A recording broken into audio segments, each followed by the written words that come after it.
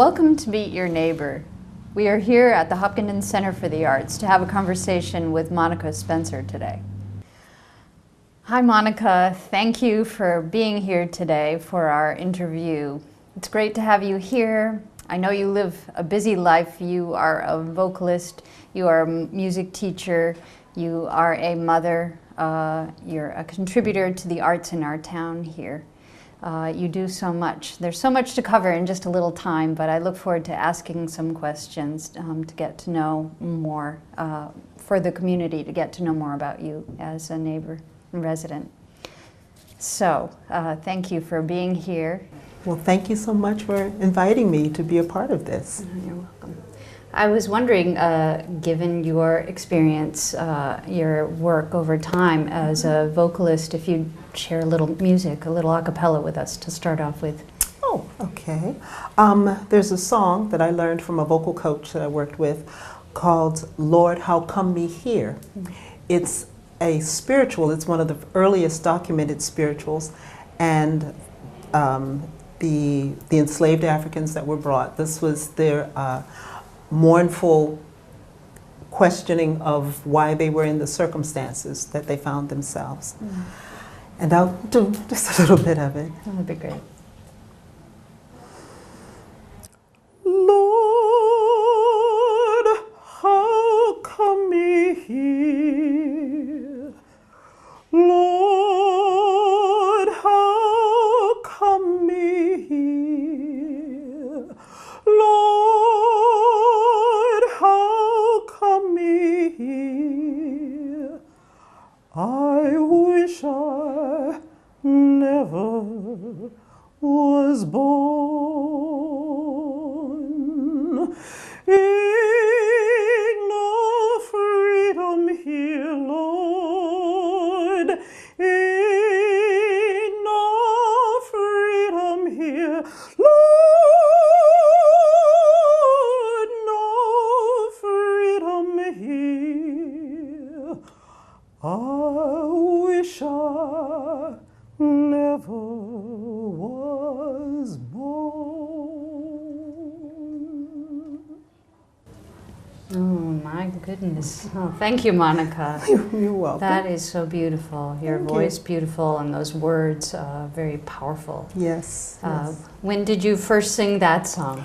I worked with a vocal coach named Sylvia Olden Lee, who had been a coach at the Metropolitan Opera. And she, in fact, she was the first African-American coach, African-American woman, and African-American coach on the staff. And I believe she started there the year before Marian Anderson made her debut at the Met. And I coached with her for several years, and she taught me that particular spiritual. And I've done it on a couple of concerts.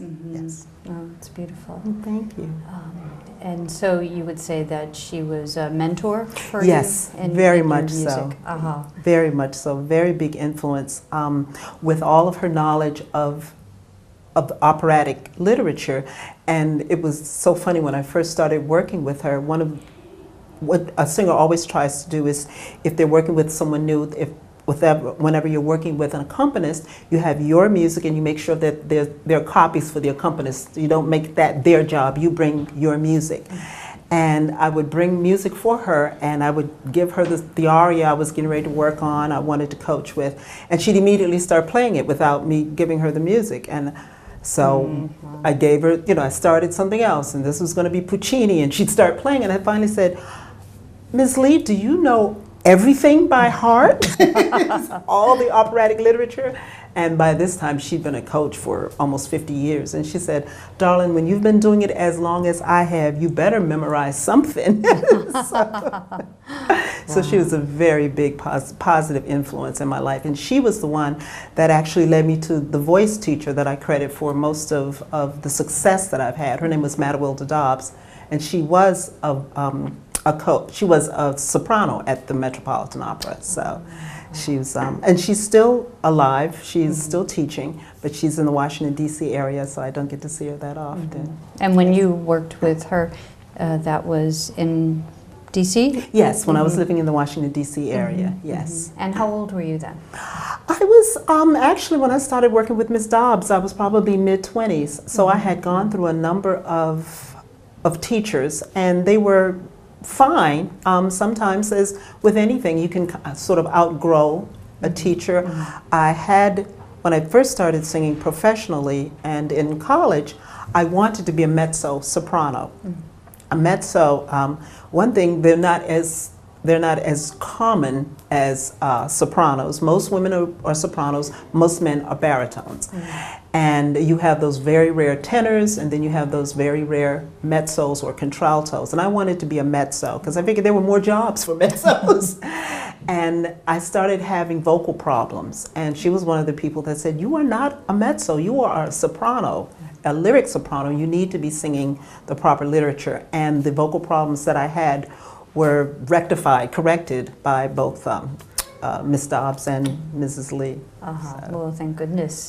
Yes. To keep on singing as you do. Thank you. Yes. Thank you. So what got you started in music, in singing? How early were you? I've always loved to sing. I was one of those kids that loved to pick up a brush and stand in front of a mirror and sing. I loved singing in the bathroom, I guess, as we all do. And again, even as a professional singer, as a voice teacher, I encourage people to sing. And I know a lot of times people say, "Well, I don't sing," or "I don't sing well." But singing is a part of the human condition. And I think whether or not, even if you have to lock yourself away or by yourself or put your headphones on and play your iPod, you should sing. I think it can be cathartic, and I think it adds to the joy of life. But I had always loved to sing, and tell a very embarrassing story. I probably should say this on television, but my senior year in college, my senior in high school, I had decided that I was going to major in anthropology. And I was talking to some friends, and I'd only applied to 2 colleges, and they were both in the Washington, D.C. area, because I'm an only child, and my father died when I was very young, and my mother didn't want me to move away, to go to college very far away. And so I had decided, well, I'd stay in the area, and most of my friends were going to Howard University, and a number of them were going into music. And I said, "Well, what do you need to go?" I'd studied piano for 10 years, and so I figured, well, okay, I've got some piano, I can read some music. And they said, well, what about math? What kind of math? He said, "Oh, you don't have to take math." I said, "You don't have to take math?" That's the major for me. And so that's what actually made the decision for me to major in music. But as I said, it's not the best incentive, but I had always loved music, and I like to think I made the right choice. Well, what good fortune that you did go on and study that. So childhood, again, was in D.C. In the Washington, D.C. area. With your yes, mother? With my mother. Yeah, and you spent a number of years in school. Did you have a favorite teacher in your elementary, high school years? Oh, and after all of these years, yes, there are certain people that stand out. I had a teacher named Mrs. Heron I had her for 3rd grade and 4th grade. And although, yes, I'm a native of Washington, D.C., I actually started school in South Carolina. This was long before daycare and childcare. And my mother was working and my father was working full-time. And my grandmother said, bring my baby to me, I'll take care of her. So from the time I was 9 months old till I was about 6, I lived in South Carolina, and I started school there. So it was a big shift when I finally came back to live with my parents. And I remember starting, I guess it was 3rd grade, and I had a teacher named Mrs. Heron. And I can still remember her and a gray dress that she would wear. And she was just one of my favorite teachers. And it was something caring about her. She was a very strict disciplinarian, but you knew that she cared. And she cared about you, and she made you feel special, but she made all of us feel special. So she does stand out in my mind. I had a 6th grade teacher, Mrs. Arnett. I remember her now that I'm teaching in middle school, I have so much sympathy for this woman. Well, that's why I asked about teachers, because I know that now you are a teacher as well Yes. over in Bellingham, in the Yes. middle school there. In the middle school now. You've been yes. teaching chorus over there? Chorus and general music. I was at the high school for about 10 years, and because of budget cuts that everyone, of course, has suffered over the last few years, I received an involuntary transfer, is what it's officially called, to the middle school. But we had a staff of, I don't know, 9 or 10 teachers, and we were cut to about 4. And that was 1 at the high school, and 2 at the middle school, and 2 in the elementary schools that had to circulate back and forth. So it was, I was thankful to have a job, but it was new, uncharted territory for me. I had not taught 5th and 6th graders ever before. When I started in Bellingham, I did have the 7th and 8th grade chorus. I had the junior high chorus when the 2 schools were one. It started as Bellingham Memorial Junior Senior High School, and that's where I started. But when the schools separated, I went to the high school, and I was there for 10 years. And then being at the middle school now, I have general music and the chorus and music technology. We do have a music technology class. So. Well, you know, that's quite a different type of work than your previous work as Yes. a performer. Yes. I was wondering what you might say is one of the most rewarding things that you found in your work as a teacher later on. Well, when I went into music education in college, that was kind of the bargain I made with my mother. She said, when I said I was going to be a music major, well, what can you do with this? What can you do with a music degree? Well, can you teach? Can you get a job? So she said, if you can teach. I said, well, there's music education. She said, all right, you major in that. And so my degrees were in music education with my major was voice and music education. And I remember, because I never thought of myself really as a classroom teacher. That was not something I was necessarily aspiring toward. But I remember in doing my student teaching, and I had given a quiz, I think, and I remember marking papers and getting excited about the kids doing well, and I thought, oh no, they've got me. I've been bitten. So I enjoy education. I enjoy seeing the lights go on. With the kids that I have for general music, what I say is it's music generally.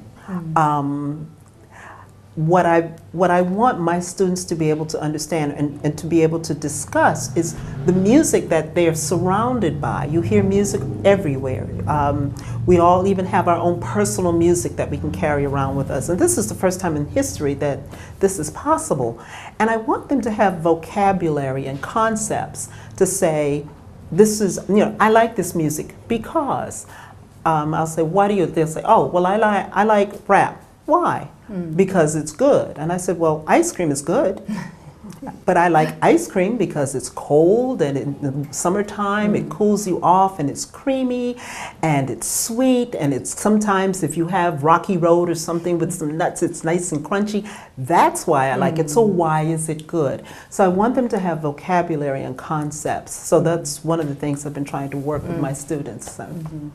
Well, from what I understand, you have been very effective and important in getting that message across and the importance of music to a great number of students as well as community, as in your work here at the Center for the Arts in Hopkinton, and you've been part of the Cultural Arts Alliance Board for a number of years, getting that same message across, being involved in the talent show as director as well, and so much work, so much contribution to community in conveying the importance of music. And yes, this show is such an example of that. We have so many talented people, and sometimes you don't realize that you are living right next door to a very talented artist, a very talented poet or writer, and it's through your work, which has been wonderful with the Women's Arts Forum, where we can find out that we are not, sometimes you feel isolated, especially when you're living in the suburbs. When you live in the city, it's a lot of times it seems some of the arts events seem more accessible, and when you're in the suburbs, you think, I'm out here alone in the wilderness. And living here over the years, meeting people like you, being associated with the Cultural Arts Alliance and now the Hopkinton Center for the Arts, there's so many talented people in this community, and for them to have that outlet, to have an opportunity to share their talents, I think is great. And it's wonderful to be able to afford season tickets that cost hundreds of dollars.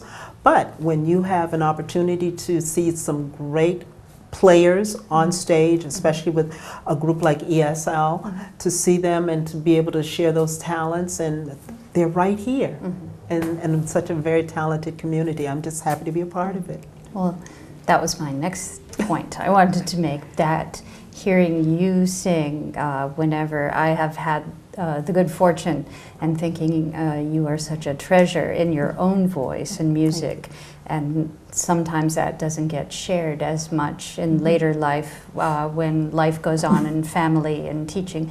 Yes. But if you could just talk a little bit about your previous experience, because you did make work happen as a musician first, although your mother made you promise to be a teacher. Some good things happened. If you could just tell a little of the history of that. Well, again, especially being in Washington, D.C., there were many opportunities for performing. I've had opportunities to perform at the Kennedy Center, Constitution Hall, which was the major recital or concert venue before the Kennedy Center opened. I've done recitals in various places like the State Department. They have a wonderful auditorium. Most people don't realize that, but they have a wonderful auditorium, and I've had opportunities to perform there. And just, again, it was a little different moving to a different area. There were times I remember, and I think back now very wistfully, at Christmas time, there's the great oratorio Messiah, written by George Frederick Handel. And it's the first part, it's done over and over in many, many different places. And Christmas time was one of those times, if I had less than 3 Messiahs as a soprano soloist, I was thinking, oh gosh, I've got to do this one, and now I've got to do that one, and now I've got, and I always felt that I was right up to the wire when it came to Christmas. Fortunately, my husband loved to do the toys and that sort of thing with my kids, but there were times when I was singing a Christmas Eve service, and I thought, oh gosh, Christmas is always so busy. Well, now my season isn't quite as busy as it used to be, and so I look at that wistfully. But it was a great opportunity. I loved performing. There is something that I can't think of anything else to compare it with when you're on stage, and to be able to give of yourself. It's a sharing. It's a communication between performer and audience. What is one of your favorite moments, would you say? I remember performing an opera I believe we were in Barbados with a group, and it was the opening night there, and I remember, the name of the opera was Treemonisha, which was the opera by Scott Joplin. People are familiar with him as a ragtime composer, but he also wrote some what we call serious pieces, and Treemonisha was his opera, and I was the title character. And I remember at the very end when the curtain goes down and our arms we're all holding hands in the final scene, and the curtain comes up and there are hundreds of people on their feet applauding, and I'm thinking, oh my goodness. And I knew they were there, but the idea that they appreciated it that much. It's great when people applaud, and I always tell my students, recognize the applause. Never just walk away, because that's your way of saying, thank you. I said, people don't have to sit and listen to you. They really don't. So you should acknowledge and thank them, and we do that through our bowing or acknowledging that, that applause. So that moment, and I'd had standing ovations before, I suppose, but it was something about that moment that these people just were moved to applaud and to give us a standing ovation. And I really, that's one of those things that always stays with me, yes. And you have a wonderful story associated with your scarf. If you could just tell that for a minute, maybe, or so.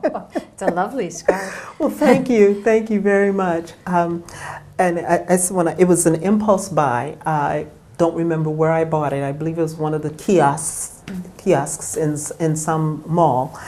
And it reminded me of a dress that I had seen 30 years ago, more than 30 perhaps, where it was the most expensive dress I'd ever seen.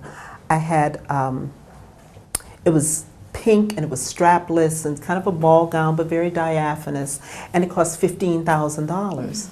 And again, this is 30 years ago. I can't imagine what it would cost now.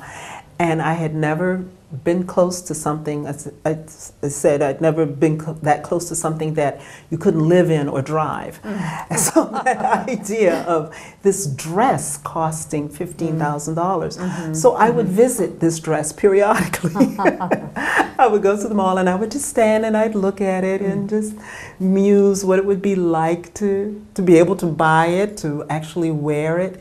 And one day I came to the store and it was gone.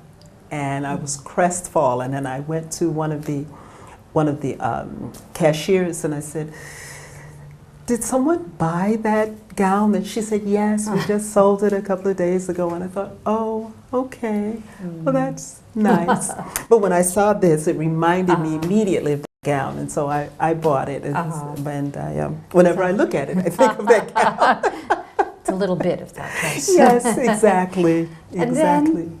There came family, marriage and family at some point in your yes. life as well. Were you balancing work as a soloist with your family? Yes, and I had a very strong support system. My mother was still living in the Washington, D.C. area, so she was wonderful. My husband, when he could, unfortunately he has one of those jobs that, you know, it's like a 60-hour-a-week job.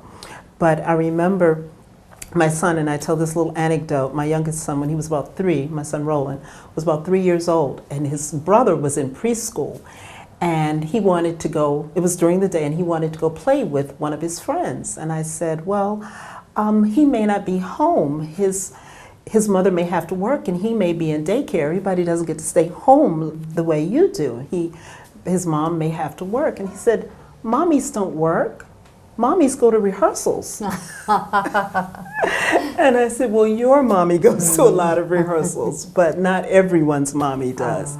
But I was very fortunate to have a very strong support group. And I had friends that could step in when my mother wasn't available. And there were a couple of productions when my sons got older that they were actually in the production with me. So they would come to rehearsals and learn their roles, whatever they happened to be, and be a part of the production. So that is sweet. I was And very now how old are fortunate. they? They're now 26. My oldest, Franklin, is 26, and Roland is 25. So, Wow. yeah. So much life in so few minutes, really, that we covered. And I know there's so much more we could talk about with your life. And I'm just grateful for the opportunity to talk a little bit of learning more about you as a neighbor in Hopkinton. Thank you. I'm going to ask you maybe one closing question, then to sing a couple bars of one more song. So, because your voice is so beautiful. But I know you started out with a song of challenge, of life. And I wonder, in that, what is the best advice you've ever received in life that guided you in yours? Oh my goodness. I remember, and I don't remember the source, unfortunately, but someone said when there's no wind, when you're out on the sea and there's no wind, row. on that idea that sometimes you're looking around and it doesn't seem that you're not quite sure which way to go. Just keep going. Just keep putting one foot in front of the other. Eventually, that path, it may seem as though you're meandering, but I think eventually you find your path. That's great. Thank you. You're welcome. And now if you could just close with a couple lines, a little song for us. Maybe a rowing song. Rowing song. Well, or the Little Light one would be nice. okay, this little light of mine is also an African American spiritual, and what I can do is sing the last verse of it. All through the night, I'm gonna let it shine. All through the night, I'm gonna let it shine. All through the night, I'm gonna let it shine. Let it shine.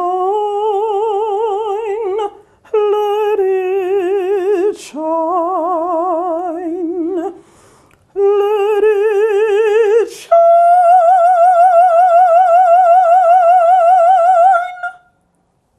Oh my gosh. Thank you. Thank you so much.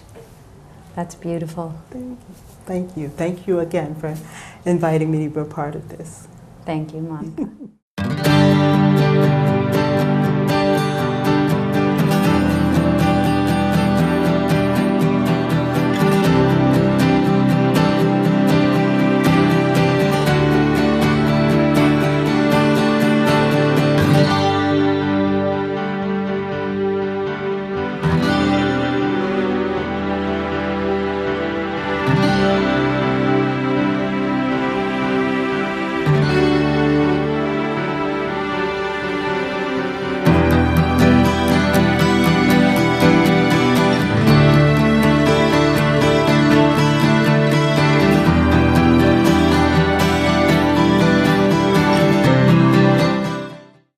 When my mom gets drunk, she starts yelling about everything she thinks is wrong with me. It's terrible. At Al-Anon family groups, I found the help I needed. If someone's drinking bothers you, call 1-888-4-AL-ANON or visit alanonfamilygroups.org.